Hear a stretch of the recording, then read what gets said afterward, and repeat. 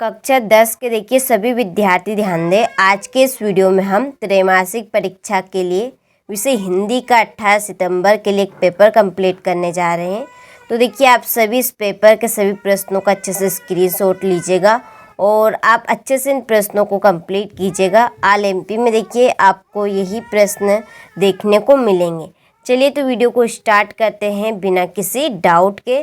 तो देखिए पहला हमारा प्रश्न है कि उद्धव ने गोपियों को क्या संदेश दिया। तो इसका आंसर रहेगा आपका योग साधना का। दूसरा प्रश्न है छायावाद के प्रतिनिधि कवि है। तो देखिए इसका आंसर रहेगा आपका जयशंकर प्रसाद। तीसरा प्रश्न है कि संचय भाव की संख्या है।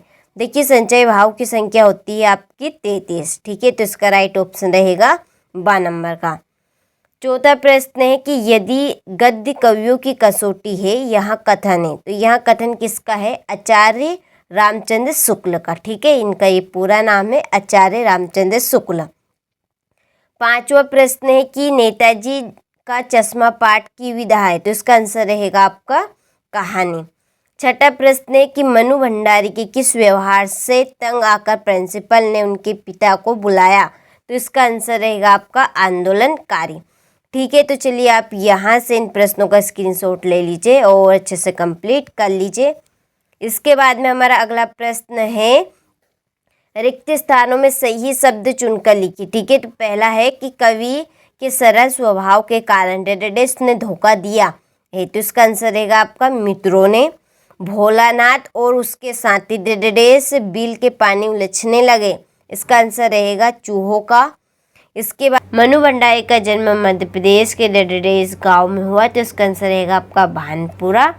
और छंद डेडेस प्रकार के होते हैं। तो यहाँ रहेगा आपका 2 प्रकार के। रस सूर्य की भक्ति डेडेस भाव की है। तो इसका आंसर है साखी भाव।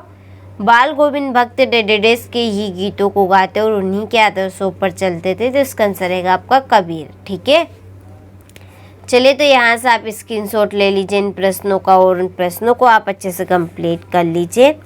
इसके बाद में चलिए अगला प्रश्न कंप्लीट करते हैं। यहाँ पे है हमारी सही जोड़ी जो कि मैंने नंबर डाल दी है। तो आप सभी समझदार हैं, यहाँ पर जोड़ी कंप्लीट कर सकते हैं, नंबर डाल दिए हैं तो। ठीक है, तो स्क्रीनशॉट आप अच्छे से ले लें, अच्छे से आप उनको जल्दी से कंप्लीट कर लें। इसके बाद में हमारा है अगला प्रश्न सत्य असत्य। ठीक है, पहला देखते हैं कि आत्म कथा कविता पहली बार हंस पत्रिका में प्रकाशित हुई। तो उसका आंसर आपका सत्य रहेगा। बाल गोविंद भक्त के गीतों में प्रभु मिलन का भाव होता है। तो उसका आंसर सत्य है। जारी चंपन की नागपाट में सरकारी तंत्र का व्यंग किया गया है। तो उसका आंसर आपका सत्य है। रामचरितमानस एक खंड काव्य। इसका आंसर आपका सत्य है। और एकांकी में 4 अंक होते हैं। तो इसका आंसर आपका असत्य रहेगा। और जहाँ दोनों पद प्रधान हुआ दिग्गु समास होता है। तो इसका आंसर असत्य है। चलिए तो आप यहाँ से अच्छे से स्क्रीनशॉट ले लीजिए और अच्छे से आप इनको कंप्लीट कर लीजिए। अगले प्रश्न की ओर देखिए जल्दी से बढ़ते और अगला प्रश्न भी इसी तरह से हम कंप्लीट करते हैं। तो देखिए यहाँ पर है सूरदास भक्ति काल के किस शाखा के कवि है। तो इसका आंसर आपका रहेगा कृष्ण भक्ति शाखा। रामचरितमानस का प्रमुख छंद कौन सा है। तो इसका आंसर रहेगा आपका चौपाई। और आधुनिक हिंदी गद्य की विकास किस युग से प्रारंभ हो। तो इसका आंसर रहेगा भारतेंदु युग। आत्मकथ्य कविता में कवि ने मधुप का प्रयोग किसके लिए किया है। तो इसका आंसर रहेगा स्वयं के लिए। सहस्त्रबाहु कौन था। तो इसका आंसर आप कंप्लीट कर लीजिएगा। चलिए तो आप यहाँ से स्क्रीनशॉट ले लें, अच्छे से कंप्लीट कर ले। इसके बाद में हमारा क्वेश्चन नंबर 6 रीतिकाल का समय कब से कब तक माना गया। तुलसीदास जी की 2 काव्यगत विशेषता लिखिए। उद्धव के व्यवहार की तुलना किन किन से की गई है। ठीक है, कवि आत्मकथा लिखने से क्यों बचना चाहता है। महाकाव्य और खंडकाव्य में कोई 2 अंतर लिखिए। ठीक है, अति संयुक्त अलंकार की परिभाषा उदाहरण सहित लिखिए। नाटक किसे कहते हैं। स्वयं प्रकाश की 2 रचनाओं के नाम लिखिए। चलिए बाकी के प्रश्नों को आप यहाँ से जल्दी से स्क्रीनशॉट ले लें और आप अच्छे से इन प्रश्नों को कंप्लीट कर लें।